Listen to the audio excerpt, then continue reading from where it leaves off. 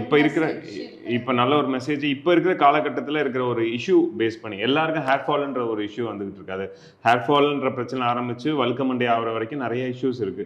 இப்போ இருக்க யங்ஸ்டர்ஸ்க்கு கல்யாணம் நிற்கிறதே ஹேர் ஃபால், முடி அவனுக்கு எவ்வளோ கம்மியாக இருக்கு, முடி இல்லைன்ற ஒரு ரீசனும் கல்யாணம் நிற்கிறதுக்கு ஒரு ரீசனாக போய் அந்த காலத்தில் அதை நான் மெயினாக பார்க்கல. அந்த காலத்தில் ப்ராப்பர்ட்டி இருக்கா அந்த மாதிரி இருக்கான்ற பார்த்தது போக இப்போ அதுவும் ரீசனாக இருக்குது. மெயின் முடி இல்லாத ஒரு மிகப்பெரிய ரீசனாக இருக்குது இப்போ இருக்க. அந்த இஷ்யூவை பேஸ் பண்ணி தான் இந்த கதையோட பிளாட்டே உட்காந்துருக்கு. ஸோ அந்த இஷ்யூவில் வந்து இவனோட வலி, இவன் வாழ்க்கையில் என்னென்ன விஷயங்கள் வலி அனுபவிக்கிறான்றது தான் இந்த படத்தோட ஒரு முக்கியமான ஒரு புள்ளியே. ஸோ அந்த பேஸ் பண்ணி தான் நாங்கள் இந்த படம் பண்ணியிருக்கோம். மற்ற படங்கள்லாம் அது வேறு மாதிரி இதில் இருக்கும். இது வந்து அந்த இஷ்யூ நாங்கள் காமிச்சிருப்போம். நீங்கள் ஜாலியாக படம் ஃபுல்லாக ஜாலியாக போய் எண்டில் வந்து அவன் அந்த அந்த குறை வந்து பால்னஸில் இருக்கிற அவனுக்கு அந்த வலி எவ்வளோ ஃபீல் ஆகுது, அவன் சொசைட்டியில் எவ்வளோ அஃபெக்ட் ஆயிருக்கான்றது வந்து கன்வே பண்ணியிருப்போம் படத்தில்.